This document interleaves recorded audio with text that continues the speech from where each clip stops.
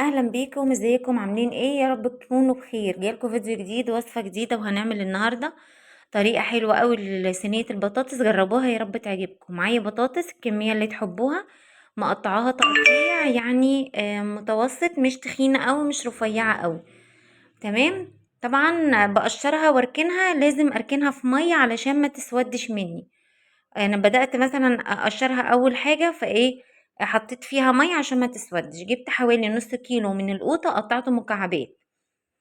وهحط عليهم 3 بصلات متوسطين. كل ما هتكتري البصل هيبقى طعمها احلى. بس كده. وهجيب معاهم فلفل رومي او فلفل حامي، اللي زي ما بتحبيه حطيه.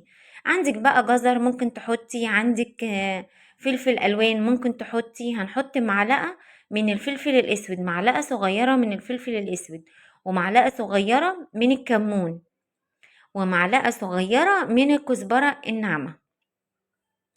لو انت عندك بقى 7 بهارات حطي، انا هحط مكعب من المرقة. عندك بهارات فراخ حطي. مهمة ما تكتريش بهارات علشان ما يبقاش طعم البهارات طالع قوي وطعم البطاطس مش موجود. حط معلقة سكر صغيرة، لان في قوطة يبقى فيه سكر. حط معلقة توم صغيرة، حابة انت تكتري توم اكتر من كده براحتك. حط ملح بقى، ما تكتريش ملح. دوقي ولو عايزة تحطي تاني. هقلب بقى كل الكلام ده كله مع بعضه كده بايدك، علشان كله يتشرب من البهارات وايه، التوابل اللي احنا حاطينها. خلاص هقلبها كده زي ما انتوا شايفين. وبعد كده بقى ايه هيبقى معايا. لو انتوا اول مرة تشوفوني ما تنسوش تشتركوا في القناة وتفعلوا الجرس، تختاروا الكل عشان كل ما انزل فيديو جديد يوصل لكم. الفراخ بقى، الفراخ اللي موجودة عندك، فرخة 2، وركين، اي عدد. هجيب بقى فراخ مغسولة كويس جدا ومتصفية، وهجيب بصلاية مبشورة واحط عليها فلفل اسود بس، وبهارات فراخ.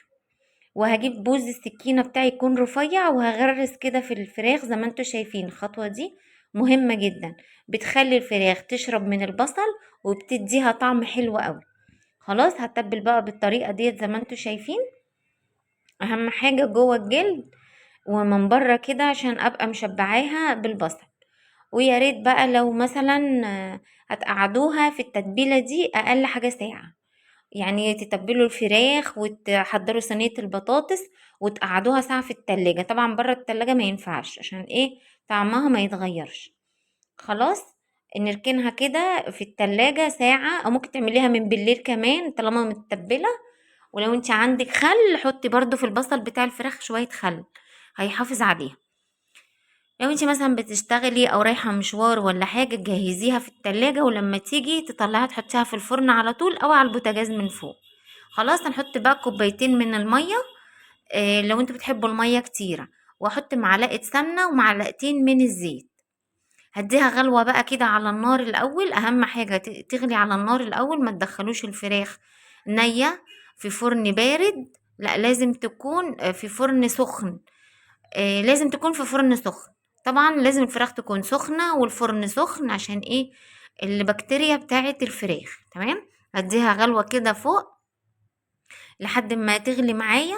وبعد كده هيكون الفرن بتاعي شغال، فرن سخن. اول ما تغلي هدخلها، هيغلي على طول، الصينيه بتاعتي تغلي على طول كده. غليت اهيت.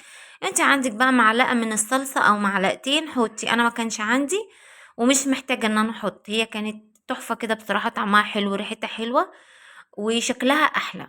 هو ده بقى شكلها بعد ما طلعت من الفرن، شكلها حلو جدا، طعمها ريحتها. جربوها بالطريقه دي مش هتندموا.